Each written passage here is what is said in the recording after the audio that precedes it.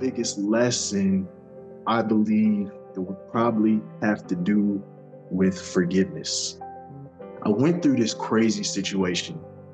That divorce was a crazy situation. It's very spiteful for no reason. There was a lot of badness. It was not good. And I really came to understand what hatred was. I had this hatred in my heart for what I was going through at the time towards these people. And I had to learn to forgive, because that hatred, it don't do nothing but eat you up. It kills you. You would have hate in your heart, and you're hating towards somebody, and you think that that hate is going to somehow affect that person. It ain't going to do nothing to them. It's going to hurt you. And it's the same thing with forgiveness. You have to forgive, not for them, but for yourself. I had to learn to forgive, really truly forgive, and let go of some things, because I needed to be released from that prison. Hatred is a prison. Great title for a podcast, Blessings. Thank you. Yes, I love it. What a great meditation. We are here to learn in the sphere of life. I'm all about believe. You're about spreading blessings. It's great. What about your blessings? What's the biggest blessing of life? What a great question. Because it's the Blessings podcast, I have to ask you, what is your biggest lesson in life? My biggest lesson in life. A whole lot of conversations with people about life and how those things manifest as blessings and lessons, and sometimes both. It's my connection. You're going to get schooled. The journey is the journey. What you and me are searching for are the blessings in this life. Remember the reality of how sweet people are. Spread blessings around the world. You are the most remarkable energy. You make me pause, make me excited, make me think, and make me spontaneously come up with an answer. This is another one of those great moments in time in my life. Thank you for reaching out to ask if I would do the show. Welcome back to Blessings, my friends. Today, I am so pleased to have with me a hometown hero from beautiful Northeast Pennsylvania. He spent 4 years as an NFL running back playing for the Giants and the Chargers. But in addition to his athletic ability, he has a creative side. He's dabbled in concocting fragrances in his home lab and designing jeans, especially made for athletes who have trouble finding jeans that fit their muscular frames. After his football career ended during the pandemic, he came home to the Lehigh Valley to start fresh with the support of family and friends as an entrepreneur with AW Selvedge and AW Fitness Club as a fitness trainer. The adrenaline rush from sharing his expertise in wellness and selling his creations gives him that same feeling that he relished on the playing field. A lover of innovation, and a guy with a heart full of hometown pride. Please welcome Andre Williams to the show. Thank you so much for that lovely introduction, Missy. I really appreciate you having me on, and I'm looking forward to it. Thank you. I think we're going to have a great convo today. I mean, the obvious thing to ask you right out of the gate is that so many young people dream of playing professional sports, especially young men wanting to play NFL football. What does it actually take to make that dream come true? I think that it takes consistency and discipline above all else, because everybody has dreams, everybody has ideas, and it's only a very small percentage of people that are able to actually take that idea and find a way to bring it into reality. But it's not magic. It's discipline and it's consistency. And if you have a goal, you have to build a bridge from your mind to that goal. So it's just about taking small steps every day and working towards that goal. That's right. You can't skip a practice if you want to be the best, right? Can't skip a practice, can't skip a meal. You have to be able to, like I said, create those, like if you have a long-term goal, you need to make small-term goals. Like, for example, when I was in college, I went to Boston College, and BC is it's one of those really good academic schools. And so I was like, well, I want the degree. I do want the degree, but I also want to go play in the league. And I think I have a chance because I'm at a D1 school. We're playing in the ACC against some of the best talent in the country. So how am I going to do that? You know, I'm like, well, then I guess I have to graduate early. So how am I going to do that? Well, and I started looking and I said, you know, there ended up being there was like one degree that I can pursue that, you know, allowed me to finish early at Boston College. And it was applied psychology and human development. And I was like, well, that's great because I love psychology, you know, and it's an education major. So that's what I set out to do from my freshman year. I said, I'm going to pursue this degree and I'm going to do whatever it takes to make it happen so that I can leave school with my degree and go play in the league. Did I know that I was going to get drafted at that time? No, but it was a goal that I set so that, you know, just in case it did happen, I did everything that I needed to do to get to where I want to go. And, you know, I was able to graduate half a semester early. I graduated in December of 2013 instead of the spring of 2014, you know, and I got my degree. I was able to go train and I got drafted in 2014. But I set those goals early on, as soon as I got to school, and then I took the steps in order to make it happen. And I know there's, you know, going to be young people that want to do the same thing. And this is what I did. When you go to school, you have what's called your core classes. Now, the core classes have to get done before you graduate, and you can take them whenever. But I done my first semester, the first year, I took all core classes because I'm like, if everybody has to do them, they have to be the easiest classes. So why not just take them now, do the best I can while things are chill, and you know, then I got a high GPA. I finished that year with like I think I was at like a 3.8. You know, so then I had some buffer, you know, so when times got hard and I had to go take a L, you know, at least I had a little bit of wiggle room in my GPA to say, all right, at least I'm still good, you know. And I ended up finishing the my college career with 3.1, you know, so it worked out. That's amazing. And I mean, I think that is a big mistake that I see athletes making. For a long time, I was a college professor before I What started did in you personal teach? development. Most recently, I was at Montclair State University. You're in Jersey. Yeah, I was in Jersey for a long time. I lived in New Jersey for over 25 years. And now I'm a I'm in Jersey guy PA. too. Yeah, I know. I saw that. You were in, was it Plainfield? Plainfield and then South Plainfield, and then Okay. most recently Sea Caucus. So that's why I'm Oh, in Montclair. When the XFL first came back in 2020, the tryout that I went to get into the XFL was at Montclair State University. oh, that's amazing. Um, Yeah, Montclair is a great place. I loved working there, but you know, I wanted to get like you during the pandemic, my life changed 180 degrees. And that's when I got out of my career as a professor and into this new career in personal development with podcasting and media, which I love because it was kind of like the natural progression as an educator into a wider field of education. And I also have a master's in psychology, so I love, you know, everything that you're saying to me makes so much sense. And you see so many of these guys who go into the NFL, either they leave school early, they don't get the degree, or they end up at a school where if they don't, if they get injured, for example, in college, they pull their scholarship. So a school like Boston College has a lot of integrity in that way, so that they're going to make sure because their top priority is to produce people who are productive members of society with their degree. And so I love that you got that, you know, and then got to the NFL and got a chance to make your dream happen. So you got the best of both worlds. Knowing that, I mean, for most people who go on to professional sports, it's short-lived because it is such a tough racket. Like it's so hard on your body.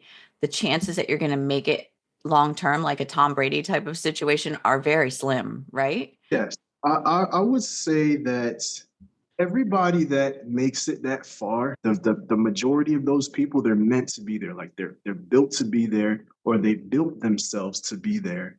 And it's not so much at that point the physical that is going to get you in trouble. It wasn't the physical that got me in trouble. I did get injury that kind of knocked me out at the time, but that really wasn't the main thing. It was everything else that was going on at the time. You know, you're in this high pressure environment, but you're built to do it. But you have to be mature enough and you have to avoid common pitfalls. Yeah. know? And so I think I got caught up in some of those common pitfalls, and that's kind of what I got 4 years, which is still beyond the average, but I left a lot of football on the field. It wasn't because of the physical. Well, can we talk about that? You talk about whatever we want. Because I do have that as a question. I had no idea why you weren't playing anymore, but I do wonder about that lifestyle that you get into, because there's a lot that comes along with that. Not only are you under this extreme pressure to perform in the game, you are being paid very well to put on this great performance and even entertain people in a way. I mean, it's a whole thing, that part of it. But then there's the lifestyle. Like, I imagine as an NFL player, you've probably got a lot of ladies hanging around the field. You've probably got parties happening. You've got people on the team who are really high profile that you have access to. So what was that like for you? I think that, how do I say it? Everything that you put out into the universe is exactly what comes to you. So you have to put out a certain kind of energy in order to get the ladies and get the parties and all of those things. I wasn't so much into that. I was always considered myself a family man, even before I had a family, but I was always focused on that. When I was dating, I'm like, well, I'm looking to find the girl that I'm trying to marry. You know what I'm saying? Right. Right. And maybe the way that I was doing it was inefficient, but I thought that I was focused on the right things, and I was. But just because you're focused on the right things doesn't mean that you always make the right choices, especially when you're like 22 and you got a bunch of money in your pocket and you made a good amount of good decisions. So you think that you can't make wrong decisions, but of course you can't, because you don't have the experience. You've never been there. You don't listen to people. And so yeah, I got married at like 22 or 20. It was 22 or 23. You know what I'm saying? To this person that wasn't really the right person for me. And so why I got married. So when I got drafted in 2014, and I was dating somebody that I met at Boston College. And she got pregnant around the time that I got drafted. So me being the young green guy that I was, I thought that the right thing to do was to get married and create a proper family situation for my soon to be child. I didn't know anything about children, about babies, about pregnancy, about any of that. I thought that I was doing the right thing. I didn't know that you have to wait at least 8 weeks to figure out if the pregnancy is even going to be viable, things like that. I did not know enough. I was just walking into the situation with passion in my heart, Sure. and thinking that everybody really, I was an idealist. But anyway, this situation ended up turning into something that was really bad, really toxic, and it hurt me. So that was probably the main reason why I am not playing anymore, is because things just got to a point where I had to get my life in order. I couldn't play anymore. I had to stop. Yeah. So, Yeah. and we get Yeah. as deep into it as you want to. I just don't know exactly where you want to drive it. Okay. Well, what strikes me about some of the things that you've said so far, like, the way that you set yourself up when you went into school at such a young age was very mature, knowing that you had a vision of wanting to graduate early, and you set that up. So you didn't know you were going to get drafted, but yet you had the vision. There's the teachings of this early kind of law of attraction guy, Neville Goddard. Do you follow him? Do you know who that is? Neville No. Goddard. Well, he's no longer alive. This was like a long time ago, but he talked about law of attraction stuff. And one of the main principles is setting up the vision as if it's just going to happen. And that's kind of what you did. You set up your life as if that was going to happen, and then it did happen. So that's pretty telling and pretty amazing. And then also, I love the way you talked about knowing to take all the core classes, and then you had a little bit of wiggle room, like, you know, for later, that you knew that there would be more intense classes you had to focus more on. And that's also very smart. And then going into the situation with wanting to set up your family, that's also so commendable and so mature for someone at that age. So I'm sorry it didn't go well, and that ended up not to be the best decision. But I don't think we should prevent negative experiences from going ahead and going for what we believe aligns with our values. And so that's what you did. I mean, I think that's amazing. Look, I got married once. It didn't work out. It was really bad. It was really hurtful. But guess what? I'm married again. Because now you know. I mean, that's what life is You know, about, once you right? make the mistake and you learn the lesson, that's what you have to do. Most important is when you make mistakes, learn, because mistakes can be just as good as successes. You know what I'm saying? As long as you Yes. learn the lesson. So I learned the lesson. I know what I didn't want. I know what is not good. And then, you know, I do love being married. I am a family man, and I think that that is how life should be lived, you know. And I don't know anything about the guy you mentioned or law of attraction. I have a biblical worldview, and I'll Yeah. tell you this one thing that happened to me when I was in school, because a lot of times people they look at the success and they think that, oh, it just happened for him, you know. But it wasn't like that. There was 4 years in school, or 3.5, and those first three, oh my goodness, was it tough, you know, to the point where I'm like, well, maybe BC is not the right school for me. Maybe I need to go. And I was really, really considering it, and I prayed about it. I prayed about it, and I got a response from God, and He told me this. He said, if you are who you say you are, then you can do this anywhere. You can do it here. But if you go someplace else, you're going to delay your future. And when I thought about that, I'm like, well, yeah, I'm going to have to spend a whole nother year in school, because that's the way it was back then. I know they changed the rules now when you transfer, but I didn't want to spend any more time in school. You know, school was not hard for me, but I didn't necessarily enjoy it. You know, I didn't want to spend another year in school. So I stayed. And, you know, my sophomore year, we won 4 games. My junior year, we won 2 games. We won 2 games. But by the time I got to my senior year, I'm like, hey, you know what? It only takes 1 year. It only takes one season, only takes one drive, one play that is going to change people's minds and make them say, whoa, you know?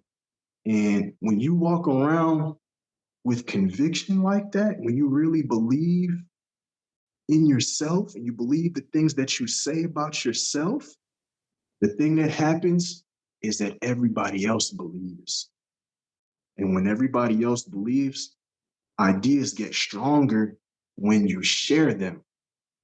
So we had a shared idea that I was the horse that everybody was going to ride into a bowl game my senior year, you know, and we just did it. You know, there wasn't any major change that happened. We didn't even win a ton more games. We only won 7 games, but the way that we were winning, we were the best power football team in college football in 2013. You know what I'm saying? So I did everything that I could do at that point. I won the Doak Walker for best running back in college football. I went to the Heisman, was sitting there with, you know, Jameis Winston and Johnny Manziel and all of those names, you know. So it's really about belief. It's really about faith, you know. Yeah, it is. Absolutely. It's about belief and it's about faith. It's all about mindset. Everything takes place in the mind first, Mhm. and then it comes into your reality. And I know that you wrote about this in a memoir. It's called After the Last Snap, When the Game Ends, Life Begins. I Mhm. love that title.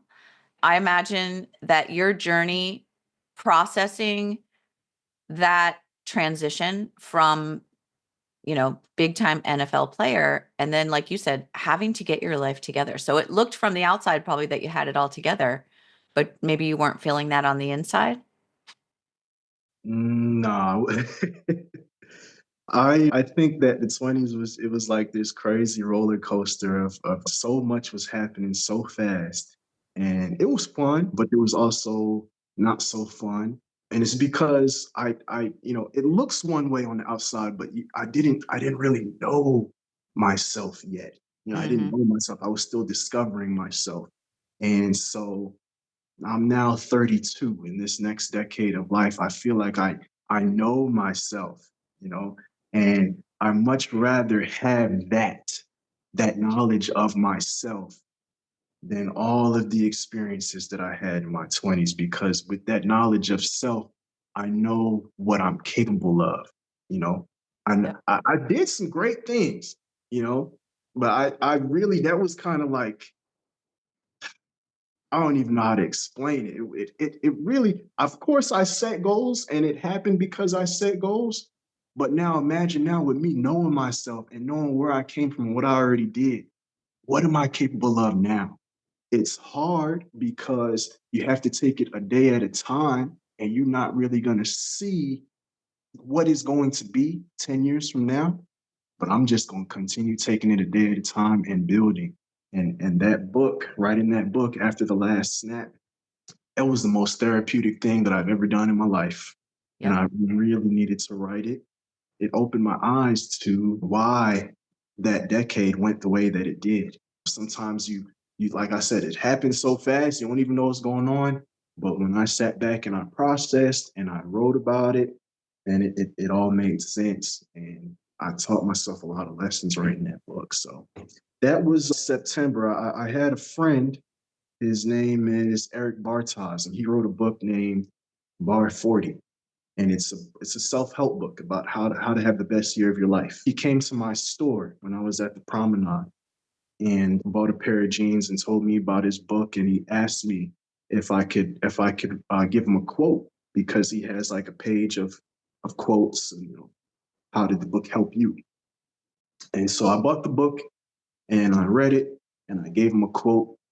And he's like, Dre, this quote is the best quote that I've ever gotten. It's so good. I got to put it where somewhere everybody can see it. He ended up putting the quote on the cover of his book. He comes out with a new edition of it every year. So he really inspired me because I had an idea to write a book when I was in college. And I just got caught up with the kids and the divorce and the football and this and that, to where I forgot. Like, I didn't forget, but I just never got to it. But Mm-hmm. when he told me that, and then I read the book about how to have the best year of your life, I'm like, yo, I gotta stop half stepping, man. I just need to write this thing. Yep. So January 1st of 2023, I said, I'm going to write a little bit of this book every day until it's done, at least 10 minutes. And a lot of that book got written on the toilet seat. But but but I finished it in December. And I reached back out to him and told him I finished it. He hooked me up with he had a publishing coach, teach you how to, self-publish books. And so I worked with him.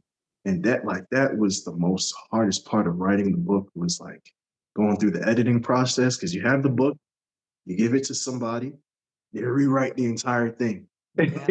you know, Yep. and then you have to rewrite the entire thing, because they put it in this voice that's just not me, and they're missing a lot of the emphasis, a lot of the points that you're trying to make by the way that you write.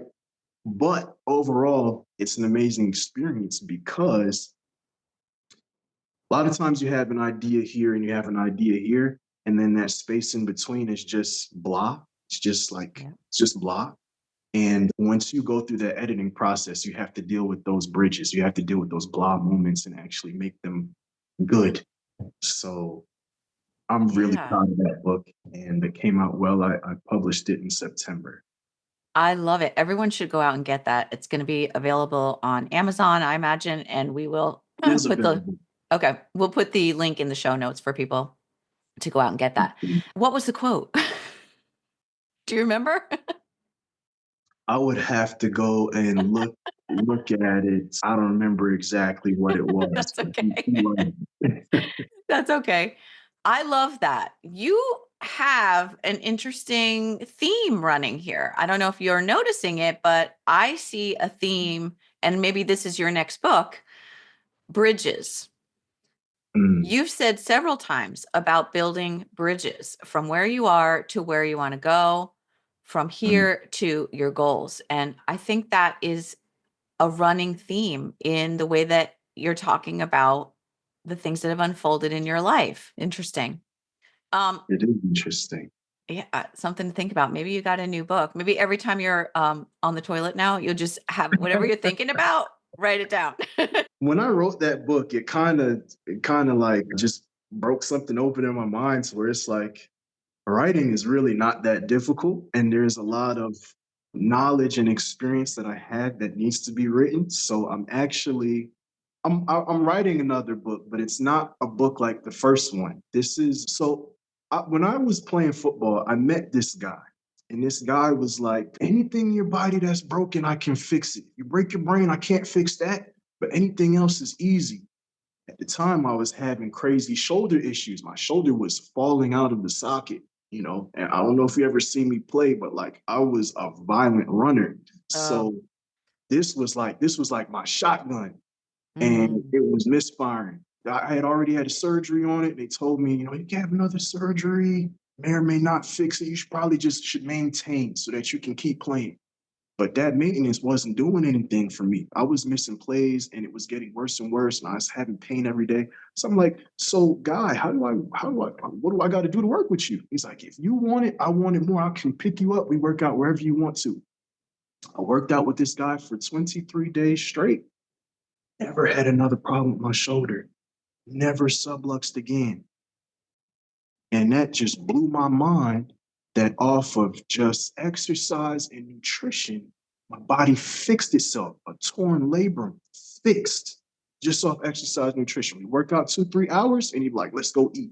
We go to, I don't know if you've ever been to Palisades Park in Jersey. It's like Koreatown. So we Okay. would just go eat all types of Asian food over there. And I fixed my shoulder, So this guy, he's a martial artist, been doing martial arts for 30 years. He said he mastered a bunch of different martial arts and combined them into his own art and subtracted all things that didn't matter. I didn't learn any kicking and punching, but the philosophy of the martial artist, he's like the ki or the chi is of the body is of the mind, and the mind controls both the ki and the body. So it's just this idea about breath and movement and your inner vitality and how you can cultivate it and grow it. And the body's just capable of things that we don't really recognize here in this Western part of the world. So he actually it's martial arts, but it's a form of martial arts. He describes it as internal medicine. So right now I'm doing this. It's a 90-day daily fitness quest. I wrote down. I studied under him for 4 years, and he extended my football career, and he taught me so much about the body. So that is why now, apart from doing the fashion and the denim, I'm a fitness trainer. Yeah.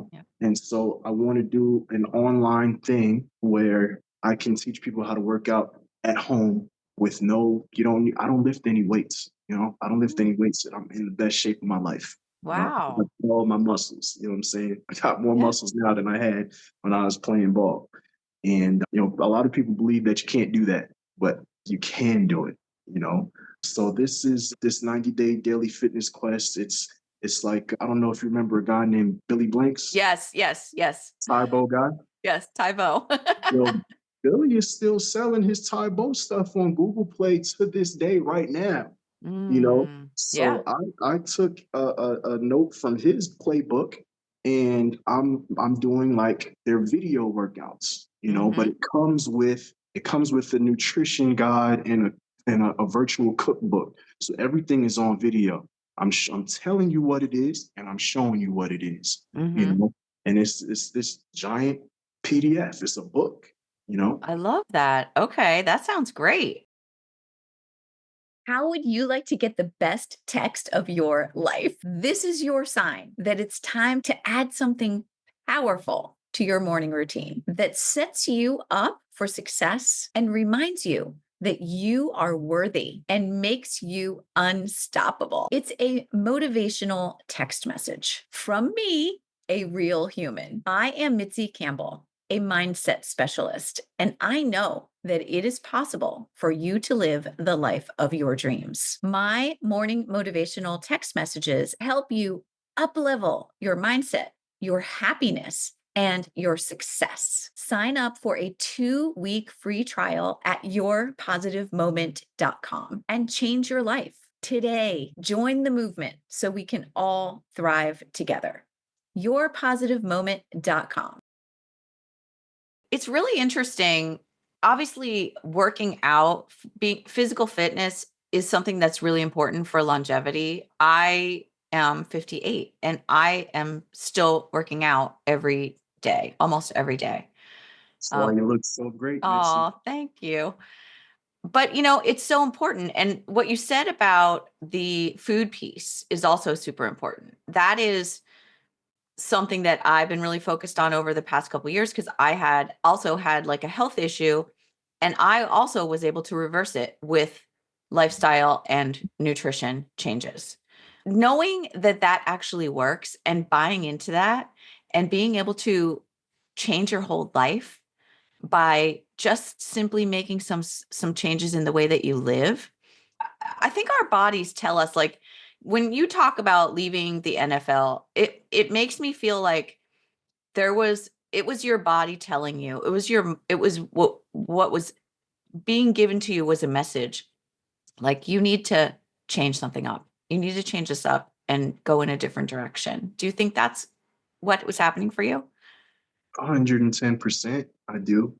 So I did have an injury. I tore my ligaments in my wrist in this right hand here, and I was in California at the time with the Chargers.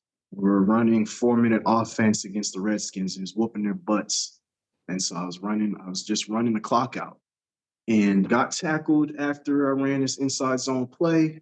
And I'm tackled and I'm trying to get up off the ground. So I'm on one hand pushing myself up off the ground.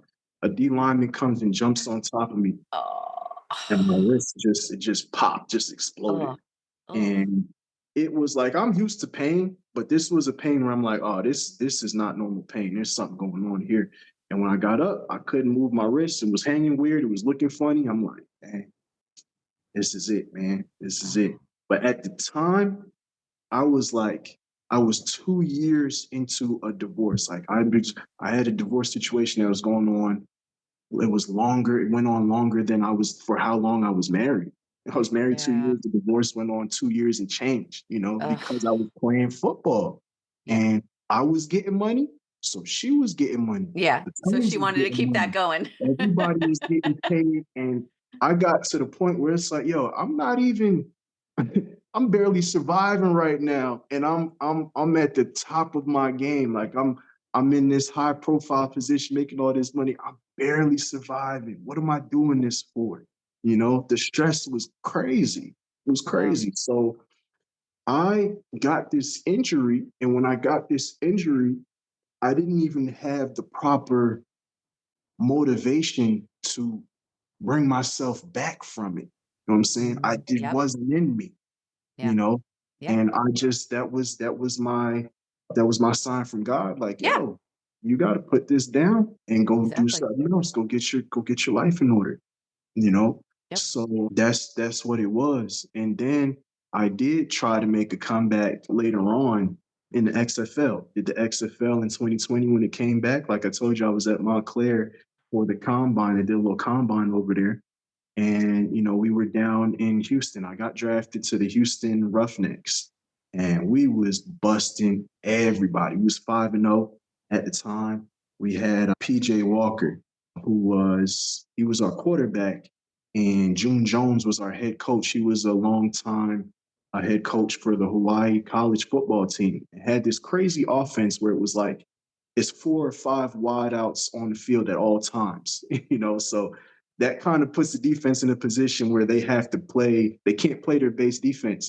And when it's like that, it's like the box it's spread out. So the running back gets benefits. Okay. So I know that sounds kind of complicated, but No, I love it.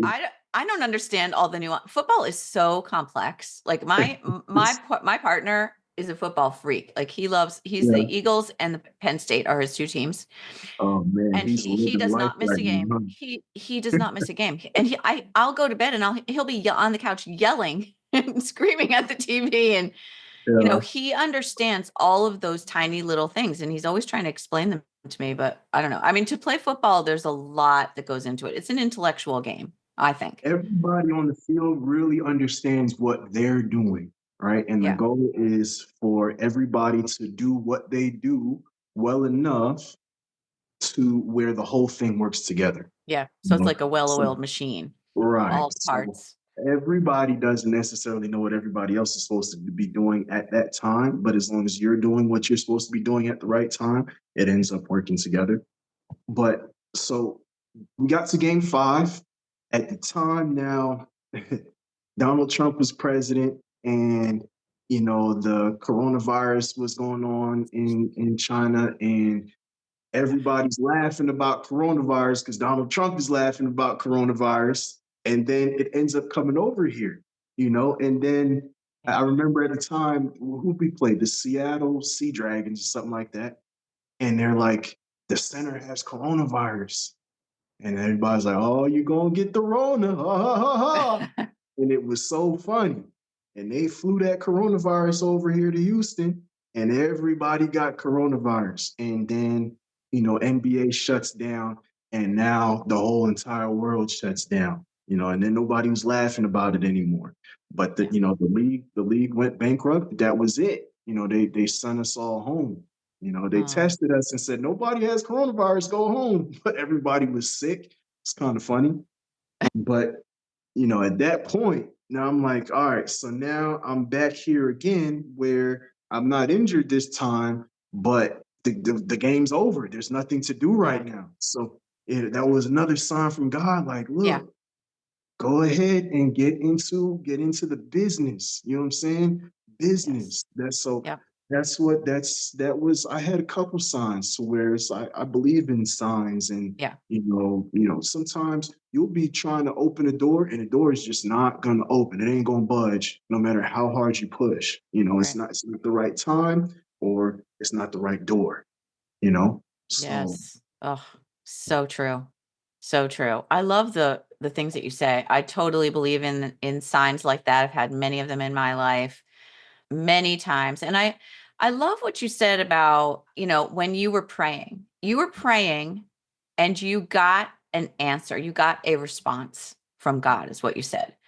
And I mean, I think that is really important for people to understand, that whether you think you're communicating with God, or whether you're meditating, or whatever it is in your own, belief system, but going inside and doing that inner work and communicating with a force greater than yourself, you do get a response. You do get messages. It's happening all the time. You have to tune into it. Yeah, 100%. I and it's funny because people are like, if you're talking to yourself, then you're weird.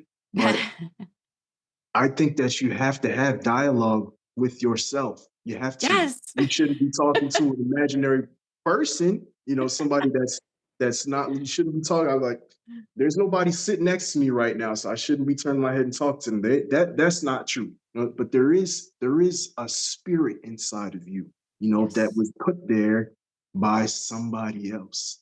So you can have conversations with yourself. You know what I'm saying? So you can, you should. I mean, that's you should. You have to. Otherwise, how are you going to get direction? you know? So it's there is something to that ritual of saying, look, it's either true or it's not true that everything in this planet was made by somebody. All right. It's either happened on accident or it happened on purpose by intelligent design. And if it did happen on purpose by intelligent design, then it would benefit you to admit that and to accept that and to figure out what the purpose of that design is, because you have a purpose in that design. You have a reason for being here. And so, if God is good and they say he's good, he's good all the time, then all you got to do is reach out and say what's up. And he's going to tell you things. But there are a lot of spirits out here and they all want to be God. That's the situation here on earth. It's a cosmic battle. That's how it is right now. So, but there is a book. It's called the Bible. And if you read it, then what happens is you understand what God's character is and you understand what the real voice is. So you're going to understand the message when it comes if you seek to understand God himself. Yeah. I think that's beautiful. I mean, the message is coming from something greater than you, but yet it's in your voice. And you can hear it and tune into it, and it can change your life. I think that's very true. So I read in an interview that you did that you had an experience when you were very young that may have been the catalyst to your special connection with God, with spirituality, with religion. I don't know. But you, I know, were hit by a car when you're only 2 years old. Can you tell us about that experience? Yes. So, and look, if I get real close, maybe you can see this mark on my forehead Oh, here. wow. Okay. This was when I got hit by a car. So I was living in Plainfield, New Jersey with my family. We're all there. And I was shopping. I was shopping with my mom and my older brother. And my older brother is 8 years older than me. So I was 2 at the time. He was 10. So he was supposed to be holding my hand. And, we were shopping. It was grocery shopping or something. And I guess I just always just loved to run because I was just yanking my hand away and I'd go run up the street and go hide behind something. And one time I yanked away and I ended up darting into the street and got hit by a car. And the way that they tell the story, they said that I flew in the air, hit the ground and rolled under a parked car. And the Good Samaritan came and lifted up the car and they dragged me from under the car and called the paramedics. It was a hit and run. The guy had drove away and my heart had stopped. So they had to resuscitate me with the paddles and then, they took me to the hospital in a helicopter. So I remember seeing the helicopter land. It was a red helicopter. It landed in a field across the street. It was at a school. You know how the school has the athletic field. So the helicopter dropped down into the athletic field. And when I opened my eyes and seen the helicopter, and I was on a stretcher, and I was like strapped down to the stretcher. I couldn't move. And I remember them rolling me into the hospital in this it was a caged stretcher. And then I remember waking up in the middle of the night and seeing there was a bunch of people in the room. I remember waking up in the morning and we were watching, they had Chip and Dale cartoon on TV, and it was this butterscotch pudding they had for me. And my mom said that the doctor told her that because I had this head injury, that when I woke up, I might not be the same. Might be something wrong with me. But it turns out that I ended up being fine. And they were like, you were running around the hospital the next day, so they just released you. And but my sister, she said that ever since that time, you was always like a little old man. I don't know what exactly she means by that, but So it You had a definitely. wisdom. You gained something. Do you remember any sort of was there any sort of near-death experience that you remember? I had a near death experience, but that was not at two. Oh, That was 2021, December of 2021. I had a near death experience, and it was crazy. It was okay. Do you have crazy. time to talk about I can go a little longer if you have time because I want to hear this story. Yeah, we could talk about it. I Okay. got time. Okay. Can you tell us the near-death experience story, please? Yes. So I wrote about this in my book too. So it's December of 2021, we're going into the Christmas season. We're in the Christmas season. I was at the promenade. I had opened up my first denim store, all weather Selvedge. And I was having a great Christmas. I was about to hit like $10,000, my first $10,000 month. Nice. And we was like a week away from Christmas. And I had some vices, everybody's got vices. I had some vices. And when I was going through my divorce situation, it wasn't even just a divorce. It's like this was a habit that I picked up in high school. I used to smoke a lot of weed, but when I started going through the situation with my ex, I was really smoking to cope. You know what I'm saying? I was smoking to like just escape. I was trying to escape my own mind. You know what I'm saying? I couldn't deal with the questions that I kept asking myself. And this was just a habit that, it stuck with me even after the divorce. And so when I was at the promenade, because I couldn't, I'm spending the entire day in the store and I can't just, post up outside the store and be smoking. So I had one of those little vaporizer pens. And this was not like it wasn't like a weed pen or anything. It was just like a regular, just a smoke thing, you know. And that's how bad the habit was. Where I just wanted something just to smoke, So these little pens, you could go get them at a gas station or wherever. And I got one of these things. Don't remember where I got it, but I actually ended up getting a lung infection. You know, I started coughing. This was the week before Christmas. I started coughing and I was coughing up bloody phlegm. So I'm like, oh, this is not good. No, that's So, terrifying. but it was terrifying. But at the time, I was not necessarily thinking of it that deep, but I didn't stop. You know what I'm saying? Like I kept smoking this thing. And then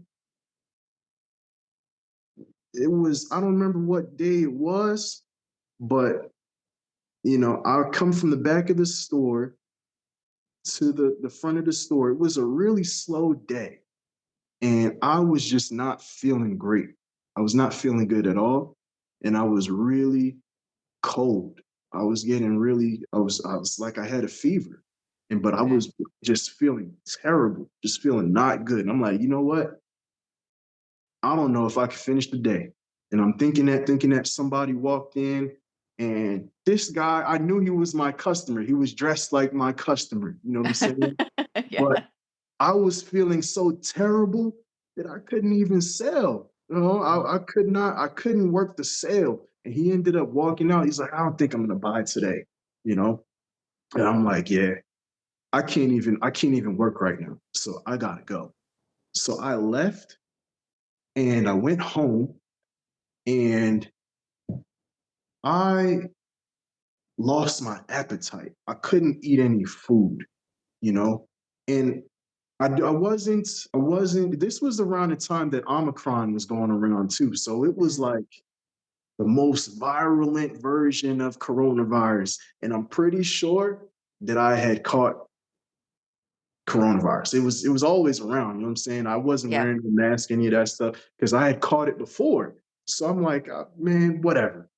So I went home, lost my appetite, couldn't eat, coughing up this bloody phlegm. And I had this rolling fever that would come and go. And I had never been this sick before in my life. Like if we're me and you are in the airport and somebody is running around acting crazy, threatening people's lives, you don't got to say nothing to me, Macy. I'm gonna go handle the situation. I'm gonna go kick the dude in the head so hard I'm gonna break his neck. You know what I'm saying? Because I'm not going to be in a situation with my family and my kids, and you're gonna threaten them, and I'm not gonna do nothing about it. You know why? Because I know that I'm not gonna die today. I just feel that I'm not going to die today. I don't care what kind of weapon you got. Today is not my day. But at that time, when I was sick, I was really sick. And it was not going like it kept getting worse because I was not eating. So we get to day 3. I haven't even had a pancake. I haven't had all I could do was like drink water and sip tea. I didn't have no appetite. And so I come from Jamaican household. My parents are Jamaican. We got something called honey garlic. So it's like cold medicine. You take the honey, you chop up the garlic, you put it in the honey, and you let that sit in the fridge, and that's medicine for you for cold season. So all I could have was put a spoon of honey garlic in my tea and just sip the tea, and that's really all I could handle. I couldn't do anything else. Didn't want to go to the doctor. I'm in the house with my wife and my 2 kids. I had both my kids for Christmas, and they don't even know how sick I am, but I'm sick. And this went on for 3 days, 5 days, 7 days. I'm losing weight. We get to day 8, and I'm like, man, I wonder if this is the end of the road for me. Like, what if this lung infection and this coronavirus thing is really the thing that's going to take me out at, what was I? I was 29 years old. I was like, what a win that would be for the, coronavirus people to say, wow, look at this professional athlete, strong as an ox, died from coronavirus. And these were like the morbid thoughts that was going through my mind at the time because I was really, really down bad, you know? And then it hit me that if I do die today, where am I going to go? Am I going to heaven or am I going to hell? And of course, from the conversation that we already had, you would say, well, why would you have that question? You know who God is. Of course, you shouldn't have any doubt in your mind. But I had vices, and there was this app. It's still around. It's called Reddit, and Reddit is it's a nasty little app because you can access explicit material on this app, and then it gives you this little secret folder so you can save all your explicit materials. I had just discovered this, and pornography is a very destructive thing, and it's so prevalent right now that people they don't really want to. People they make excuses for their addictions, but it's really, really bad. And I'm telling you now, I know it's bad because of this thing that happened. Okay. So I remembered that I had saved something for the first time in this little secret folder on Reddit. And it just hit me over the head like, yo, if you die with this thing on your phone, do you think that's going to be your ticket into heaven or your ticket into hell? And I got my phone. I went to the bathroom by myself, and I got on my knees. I deleted that thing, and I started praying to God. I'm like, God, if you could just deliver me from this situation right now, I promise I'm never going back to this. I know that I'm playing with a digital demon, There's a demon in my pocket, and I have her on a pedestal in my pocket right now. And I renounce it. I repent of it. I'm never going to see that lady again. I'm leaving her alone. So please just take this sickness, this illness away from me. I don't want to die right now. You know? And that was day 8. Day 9, it is no change. There's no change. I'm still sick as a dog. And it was about 7 p.m. that night. 7 p.m. I start feeling the fever coming again. And every time the fever came, that was like the thing that was knocking me down. You know what I'm saying? Like, I'm weak, but then the fever comes and it just racks my body, and I wake up weaker. You know, so I'm like, let me just put a hoodie on and just go sleep it off.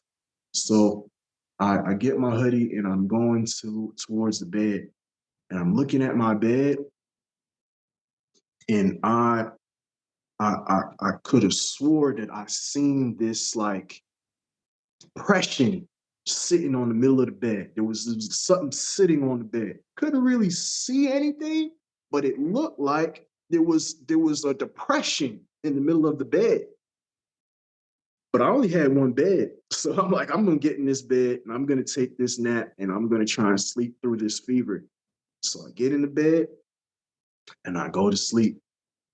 And as soon as I get to sleep, I'm in this pitch dark room.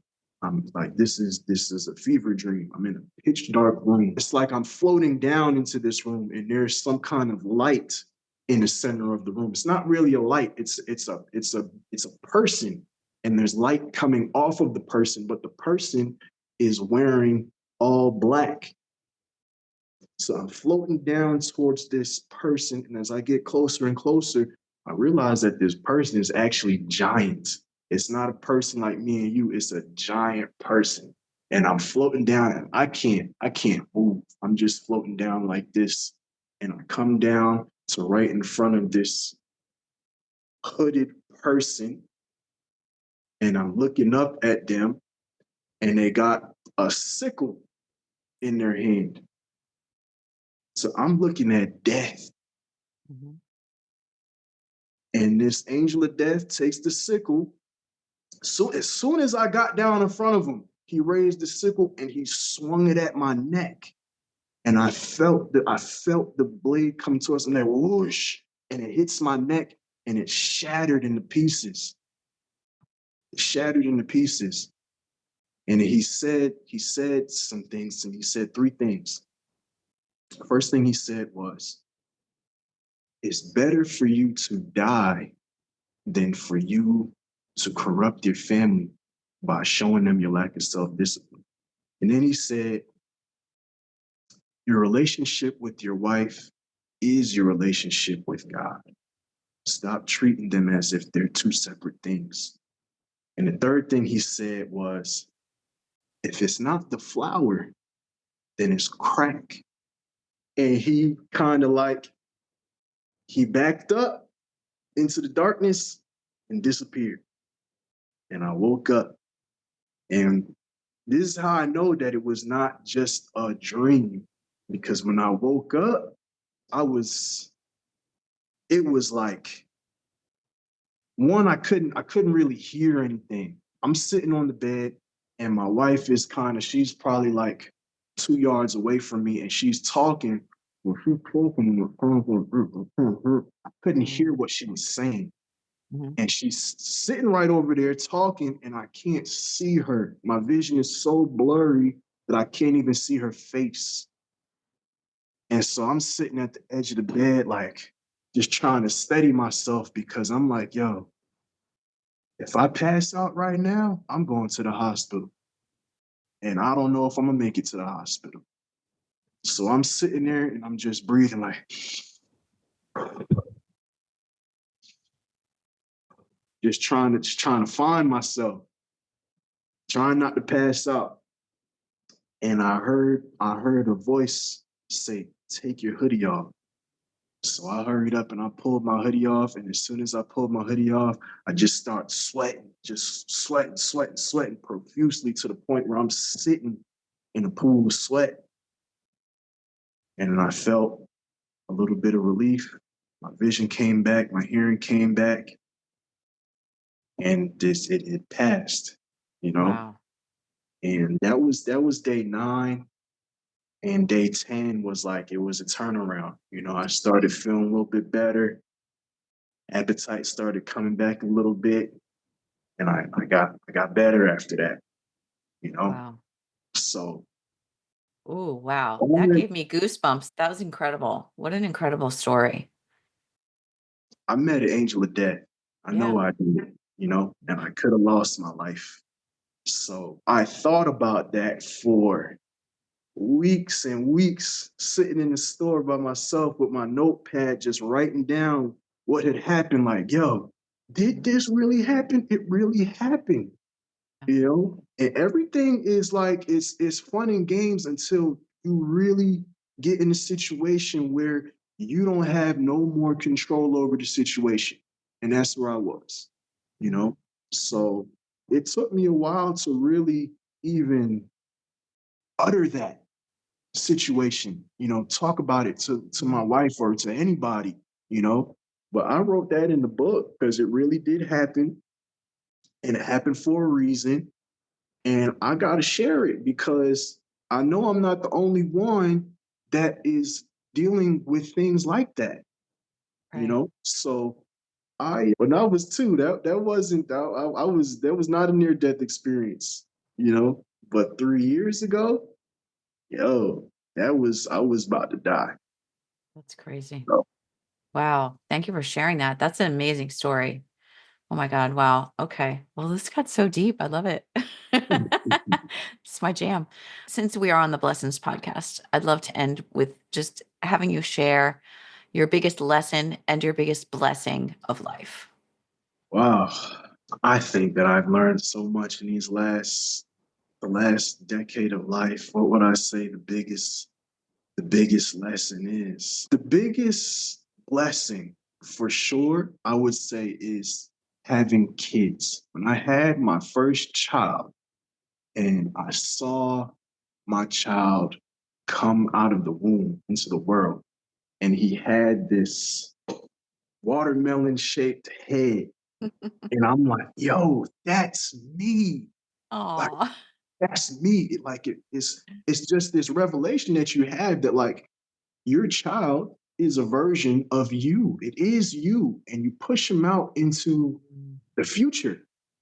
yeah. You know, he's gonna be here longer than you are going to be here if God is willing, you know. So that's kind of it blew my mind because one, I felt this kind of love. It's not you're loving yourself, but you're loving this child. You know, it's love for this child. So I just, you know, it will, if you see it right, then you understand that wow, life in a big way is about legacy.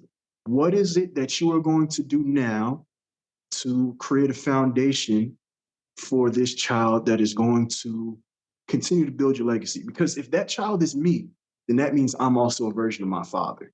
And if I'm a version of my father, that means that yes, my name is Andre and his name is Irvin and my son's name is Baron and my other son's name is Kyle. But all of our last names is Williams, and that is the legacy, you know. So how are you going to continue to build that legacy? What is it that you're going to do? What are you have to take the lessons that you learn. First, you got to keep learning lessons, and you got to take those lessons and you have to pass them on, you know. So having kids was my biggest lesson, my biggest, I guess it's a blessing, you know. It's a blessing. It's That's a right. blessing. That was my biggest blessing. My biggest lesson, I believe, it would probably have to do with forgiveness. I went through this crazy situation. You know, that divorce was a crazy situation. It's very spiteful for no reason. It was just a lot of just badness. Just it was not good. And I really came to understand what hatred was. You know, I had this hatred in my heart for what I was going through at the time towards these people. I had to learn to forgive because that hatred, it don't do nothing but eat you up. It kills you. You know, you would have hate in your heart and you're hating towards somebody and you think that that hate is going to somehow affect that person. It ain't going to do nothing to them. It's going to hurt you. It's Right. going to hurt you. And Yep. it's the same thing with forgiveness. You have to forgive not for them, but for yourself. I had to learn to forgive, really truly forgive and let go of some things because I needed to be released from that prison. You know, that hatred is a prison. And you imprison yourself in your own mind and it consumes you and it keeps you from growing and it keeps you from focusing on the future and it keeps you aimed at the past. And but when you forgive, that's the key that unlocks that cage and allows you to move on. And you have to forgive whether or not those people deserve that forgiveness. Because it's not for them, it's for you. Yeah. So Yeah. That's it. That is the biggest. I think that's the biggest lesson of life. Like, I think that's the hardest thing for people to learn, and so many people don't learn it, the forgiveness piece. It's actually the basis of probably the basis of the best type of healing you can do as a human being. yeah, Forgiveness. it's about forgiveness. It's and I want to just bring it back because it's like all of the things that you do in life. You know what I'm saying? There is it's this scale. You did some good things. You did some bad things. The good things ain't never really going to. It's not like because I did this good thing, it cancels out that bad thing. Only thing that is going to cancel out the bad thing is forgiveness, right? And the ultimate form of forgiveness was when that guy, Jesus Christ, died on the cross. So if he forgave me for all of the stuff that I did, how can I not have, knowing that I have the ultimate form of forgiveness, how can I harbor hatred in my heart and not forgive? That's disrespectful. It's disrespectful to the creator. Yeah. So if you are not really forgiving, then you cannot accept forgiveness. Right. So it's complicated, but it's really simple, you know, just forgive. Just forgive. Yeah. Just forgive. Everything really does come down to that. Just make a decision. Just do it. Mhm. I love it. Oh my gosh. Thank you so much for joining me, Andre. And thank you for everything you shared and just being so open and vulnerable. That's what makes the best conversation. That's what people can relate to. And like everybody has been through something similar to what you shared. And Oh, yeah. I love it. So thank you so much for all of it. And yeah, Thank you for having me, Missy. I know that what you said is true. There's got to be moments where you can be vulnerable so that you can connect with people, and that's that's what right. people appreciate. And it was really hard, to actually make that decision because I wanted to write the book. I needed to write the book, but I'm like, yo, I can't like not tell everything. I have to tell the whole story. Yeah. And, like I said, it was the most therapeutic thing that I ever did. So I really appreciate you giving me a platform to be able to continue to share my story. I love it. And again, we'll have the link to your book in the notes. And if anyone is local to the Lehigh Valley, they can contact you about your personal fitness training. And you have this program coming out that's a video program. So everybody in the whole world will be able to access it. Yeah. Is that available yet? Or are you still working on it? I am down to actually, before we got on this podcast, I did day 81 of 90. Ooh. So I Oh, am going to finish capturing all the video by the end of this week, and I'll be done editing it by the end of this month. and it'll be available shortly. Okay, I love it. So you're going to be the next Tybo, and you have to you have to put out some videos that are like that. I don't remember. Wasn't that guy like he was so enthusiastic and like you'd see the videos and you're like, oh my God, he's going to kill me. He's going to feel like he's going to crush me with this workout. Moment doing Tybo. I know, I remember.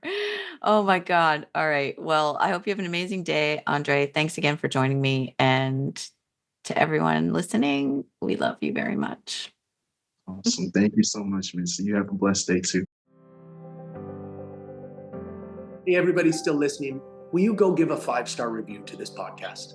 Mitzi puts in so much effort and so much love into this. She's brilliant. She deserves it. So I am going to go right now. By the way, by the time you hear this and you go give your 5-star review, you should be able to go find my 5-star review of this podcast. But I just want to thank you for what you're doing.